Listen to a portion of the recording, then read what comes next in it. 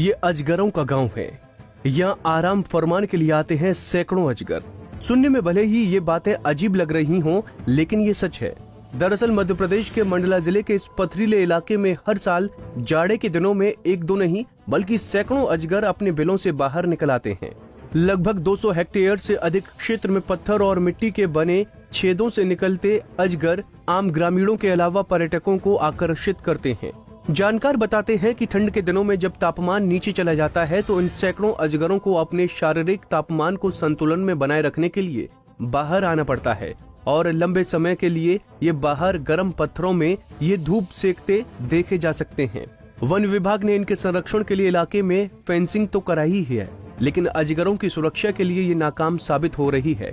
ग्रामीणों का मानना है कि इस गांव का नाम भी इन्हीं अजगरों से पड़ा है, जहां हर साल सैकड़ों पर्यटक भी पहुंचते हैं। यहां पर्यटन की दृष्टि से कोई कार्य अब तक नहीं किया गया है, जबकि ये इलाका कान्हा से लगा हुआ है। यहाँ रैन बसेरा, पेयजल व्यवस्था और सड़क का बहाव तो है ही, साथ ही अजगरों की सुरक्षा भी नहीं है। यहाँ पे कई बार अजगर देखा है, अभी भी देखा है, लेकिन सुविधाएं नहीं दिखी अभी तक।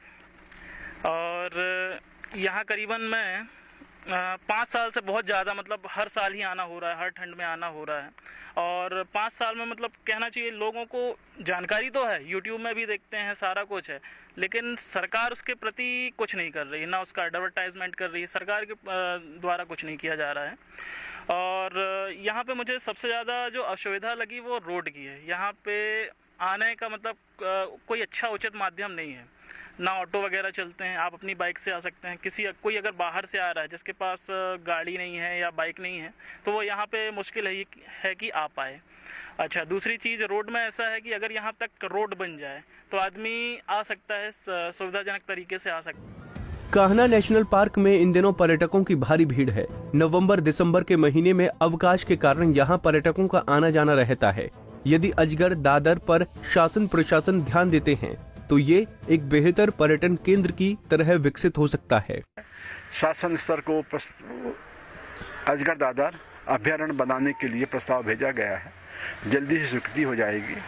जैसे स्वीकृति हो जाएगी तो हम पर्यटकों के लिए हम रोड का निर्माण कर देंगे तथा कर्मचारी आवास बनवा देंगे और इनको चारों तरफ से जो है वन्य प्राणी अजगर की सुरक्षा के लिए हम फेंसिंग करा देंगे।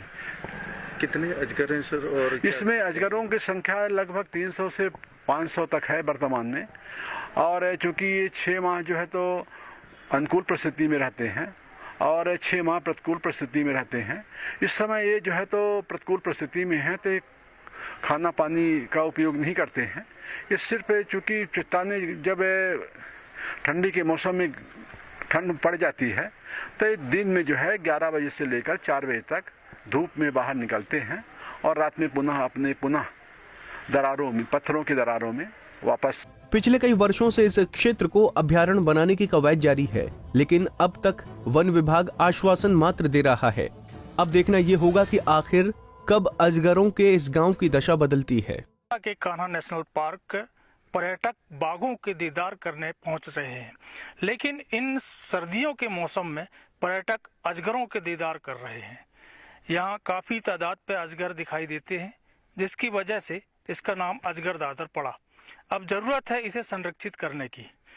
पंजाब केसरी के लिए मंडला से अरविंद सोनी की रिपोर्ट।